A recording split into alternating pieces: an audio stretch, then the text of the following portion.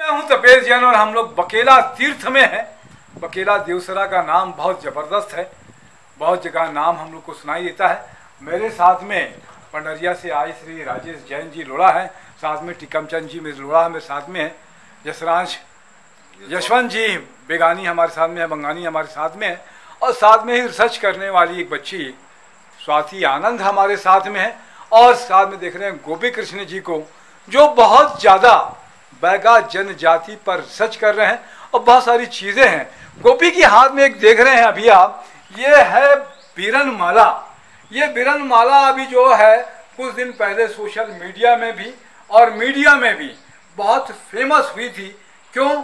ये माला को लेकर कांग्रेस के एक बड़े राष्ट्रीय नेता राहुल गांधी को जब ये समर्पित की गई थी, ये माला पहनाई गई थी, तो चर्चा में आई थी ये माला। ये माला आप बता रहे हैं कि जो कवर्धा के आसपास की बैगा जनजाति हैं उनकी महिलाएं श्रृंगार के लिए प्रयोग करती हैं। इनसे ही जानते हैं गोपी कृष्ण से। गोपी कृष्ण क्या चीज़ है ये बीरन माला, और इसको गोल्ड की माला भी कहा लोगों ने। हाँ जी सर, ये एक प्रकार का घास का बनता है, मुआ घास का, और परिजात जिसको बैगा लोग खिड़साली बोलते हैं। तो ये रिंग वाला परिजात से बनाते हैं और मुआ के घास से इसको लपेट के माला बनाते हैं सर।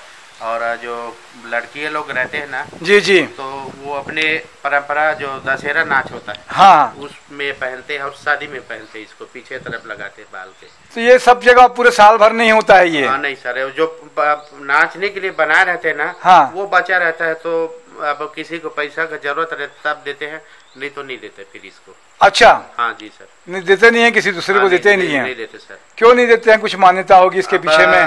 जैसे शादी हो रहा है किसी लड़की का, हाँ, तो पहनने के लिए फिर नहीं मिला तो इसलिए नहीं देते।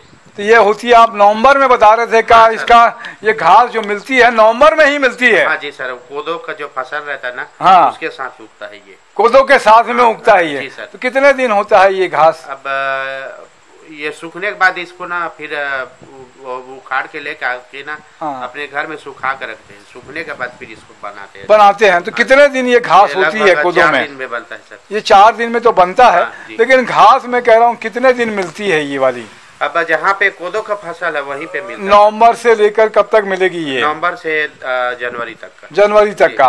बस बाद में घास सूख गई, हाँ, उसको ले आया और इस तरीके से श्रृंगार करके ये गोल्ड की जैसे दिख रही है, ये अद्भुत माला है। यहाँ पे ये ज्यादातर यही होती है, बस्तर में नहीं होती है। ये हमारे कवर्धा जिला में पंडरिया ब्लॉक और बोडला में, बोडला और पंडरिया, हाँ जी सर, ये 2 ब्लॉक में ही बीरन माला पाई जाती है। ये जी, क्या कुछ कहोगे स्वाति इसके बारे में? आपने पता किया होगा या कुछ जानकारी होगी तो? हाँ सर, ये जैसे बीरन माला के बारे में आप बता रहे थे, तो महिलाएं अपने श्रृंगार के लिए तो करती हैं, उनके साथ में उनकी भावनात्मक काफ़ी लगाव होता है।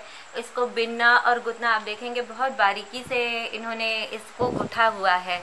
तो ये श्रृंगार के लिए, क्योंकि जो जनजातियाँ होती है इनके लिए श्रृंगार जो जंगल में जो चीज़ें पाई जाती है वही होती है। और इसकी गुथाई में आप देख रहे हैं कि भैया जैसे बता रहे थे कि काफ़ी दिन लगते हैं, तो उसमें मेहनत भी लगता है। जैसे वो घास को जब छीलते हैं तो नाखून से, बता रही थी वो दीदी जो छीलती हैं, तो काफ़ी बारीक नाखून से उसको बार बार खींचना पड़ता है, और उसको गूंथने के लिए एक और घास को मिला के वो गूंथते हैं। ऐसा 2 घास है, एक बीरन की घास भी बता रहे थे आप? वो हमारे तरफ नहीं मिलता सर। हाँ, वो बॉर्डर MP डिंडोरी जिला का है ना, हाँ, वहाँ मिलता है। तो बीरन घास होती है, उसी से बीरन माला बनी है। ये सर जी, ये 2 तरह की किस्में अंदर है, बहुत अगर बारीकी से देखेंगे तो इसके अंदर में एक रिंग है, रिंग के पर में एक घास को और लपेटा गया है। तो उस घास को लपेटने के बाद में ही ये जो है माला बनी है।